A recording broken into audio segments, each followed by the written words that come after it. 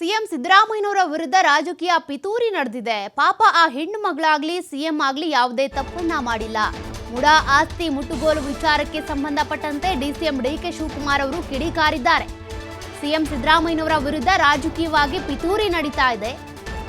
ಆ ಪಾಪ ಹೆಣ್ಣು ಮಗಳು ಅಂದ್ರೆ ಡಿಕೆ ಶಿವಕುಮಾರ್ ಅವರು ಸಿದ್ದರಾಮಯ್ಯನವರ ಪತ್ನಿ ಆಗ್ಲಿ ಸಿದ್ದರಾಮಯ್ಯನವರಾಗ್ಲಿ ಯಾವುದೇ ರೀತಿಯ ತಪ್ಪುಗಳನ್ನ ಮಾಡಿಲ್ಲ. ಇದು ರಾಜಕೀಯ ಪಿತೂರಿ ಅಷ್ಟೇ. ಇನ್ನು ತನಿಖೆ ಒಂದು ಸುದೀರ್ಘ ಪ್ರಕ್ರಿಯೆ ಆಗಿರುತ್ತೆ. ಅದನ್ನ ಕೋರ್ಟ್ ಟ್ರಯಲ್ ಮಾಡುತ್ತೆ. ನೀವು ಟ್ರಯಲ್ ಮಾಡೋದಕ್ಕಾಗಲ್ಲ ಅಂತ ಡಿಕೆ ಶಿವಕುಮಾರ್ ಅವರು ಪ್ರತಿಕ್ರಿಯೆ ಕೊಟ್ಟಿದ್ದಾರೆ. ಜೊತೆಗೆ ಸಿಎಂ ಸಿದ್ದರಾಮಯ್ಯನವರ ಪರವಾಗಿ ಬ್ಯಾಟ್ ಬೀಸಿದ್ದಾರೆ. ಈ ಮುಡಾ ಆಸ್ತಿಯ ಅಥವಾ ಸೈಟ್ನ ಮುಟ್ಟುಗೋಲು ವಿಚಾರಕ್ಕೆ ಸಂಬಂಧಪಟ್ಟಂತೆ ಕಿಡಿಕಾರಿದ್ದಾರೆ ಡಿಕೆ ಶಿವಕುಮಾರ್. ಅವ್ರು ಏನೋ ಒಂದು ಕೇಸ್ ಅಂತಂದ್ರೆ ಇದಕ್ಕೆ ಇನ್ವೆಸ್ಟಿಗೇಷನ್ ಅದು ಲಾಂಗ್ ಪ್ರೋಸೆಸ್. ಅದು ಅವ್ರು ಏನೋ ಅದೆಲ್ಲ ಕೋರ್ಟ್ ಟ್ರಯಲ್ ಮಾಡಬೇಕು. ನೀನು ಟ್ರಯಲ್ ಮಾಡೋದಲ್ಲ.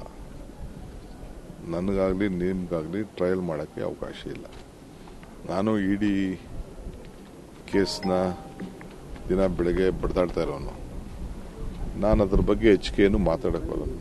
ಇದು ನಮ್ಮ ರಾಜಕೀಯವಾಗಿ ಪಿತೂರಿ, ಮುಖ್ಯಮಂತ್ರಿಗಳ ಮೇಲೆ ಅವರ ಕುಟುಂಬದ ಮೇಲೆ ರಾಜಕೀಯವಾದಂಥ ಪಿತೂರಿ.